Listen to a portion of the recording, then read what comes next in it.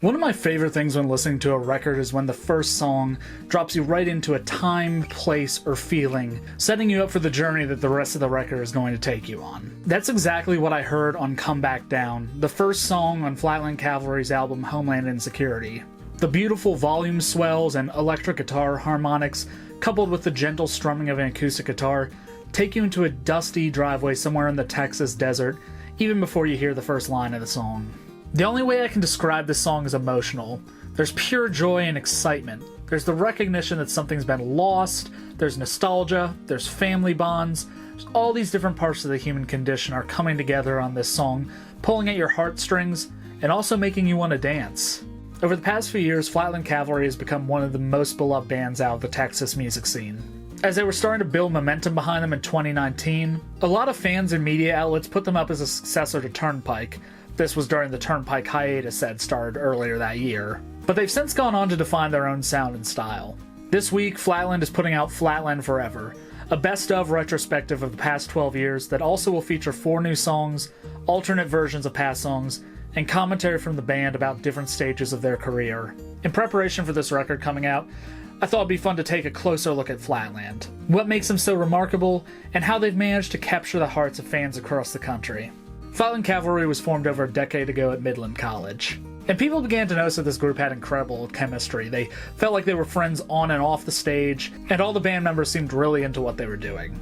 Cleto is a little bit of an anomaly in Texas music. He has this kind of sweet, sensitive feeling to him that runs counter to a lot of the rough and rugged aesthetics of Texas music. And while many Texas songwriters are well known for their lyricism, a la Guy Clark, Cleto has a particularly poetic gentleness to his lyrics. In the Panhandler song This Is My Life, where they're all introducing all the members of this Texas supergroup, there's the line, "Cleto's a poet and we all know it." I don't think anyone that's paid close attention to Flatland Cavalry would ever disagree with that. Cleto's sensitive nature became particularly engrossing for fans when he began dating fellow singer-songwriter Kaitlin, who Cleto actually met in the studio when she came in to record vocals for one of Flatland's most enduring songs, A Life Where We Work Out. Their relationship has remained pretty central to the band's story. She guest appears on a number of tracks with them, including Mornings With You. She also frequently goes on tour with them as the opener, and it's always a magical moment when she comes out to sing her parts on A Life Where We Work Out.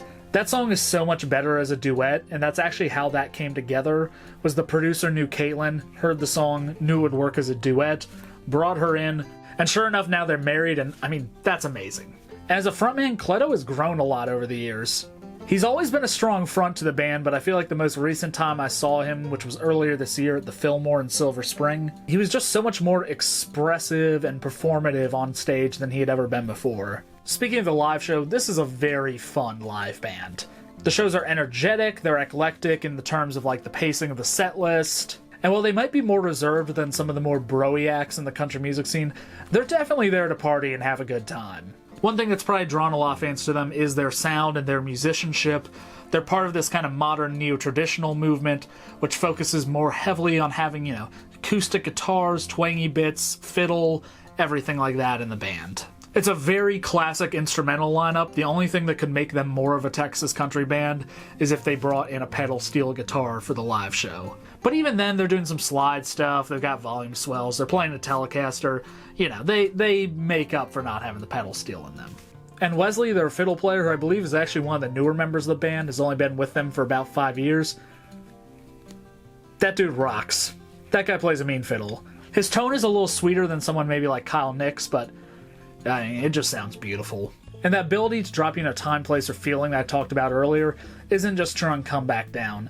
Later on that record, on the closing track, years from now, they do the same thing again. That song is a very moving piece. Personally, I think it might be my favorite Flatland Cavalry song, and God, I wish they would play it more. So many songs just immerse you in a world lyrically and sonically. If We Say Goodbye, February Snow, Tilt Your Chair Back. And lyrically, they have a lot of range from the sad longing to the celebratory. I think one of their greatest strengths is when they're able to combine both. I think Tall City Blues is a great example. Because it's pretty clear that the narrator is miserable, the song's kind of damning of the city life, and yet there's also a sense of camaraderie where him and all the other people living in the city are in it all together. I think because of their ability to play the emotional, they've really earned their slogan, easy on the ears, heavy on the heart. But another thing that's made them so fun to follow is just all the growth we've seen through the years. I saw Flatland for the first time at the beginning of 2020, and since then have seen them in increasingly bigger venues. They also had a few songs in the show Yellowstone, which was a big boosting point for a lot of independent country music. A Life Where We Work Out had a viral moment on TikTok a while back, and as a result, the audience for Flatland has gotten a lot younger. I remember those first couple shows I saw them, it was a bit more of a mixed bag in terms of age demographics. And this last time I saw them, I felt like one of the older people there, which is crazy. I'm 27. But the fact that they're gaining young fans means that they're probably going to have some staying power for a while, and this boost was enough for them to recently have their headlining debut at Red Rocks. Not the first time they played there, but the first time they headlined. Which really, only the biggest bands in the Texas music scene are headlining Red Rocks. It's a big deal. My overall sense is that Flatland still has a lot left in them.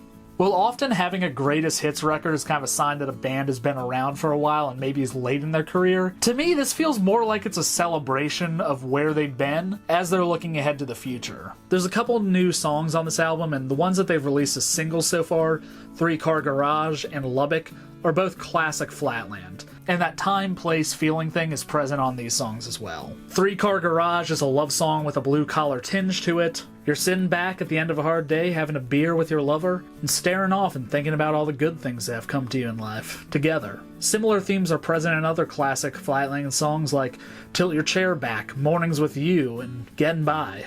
And Lubbock is just a love letter home for them, and it really drops you into the city and everything that makes it great. Similar to how Off-Broadway did for St. Louis, Missouri. Plus, Flatland did a pretty big thing with their last record, Wandering Star, which was signed to Interscope Records, one of the largest and most legendary record labels out there, who are also helping them release Flatland Forever. They're tastemakers, and they tend to strike where the iron is hot. Partnering with Interscope is a big deal, and I'm not certain on this, but I don't think there are really any other Texas country artists releasing music on that label. They seem hungry and motivated and looking for what's next. So I'm looking forward to hearing Flatland Forever. I hope you are too.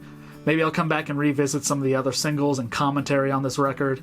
I think it should be pretty interesting to hear how they incorporate that and the alternate versions into it. Do you love Flatland Cavalry? What's your favorite thing about them? What's your favorite song? Tell me all of it in the comments below. My name is Brent Funkhauser from Red Moon Media. Thanks for watching.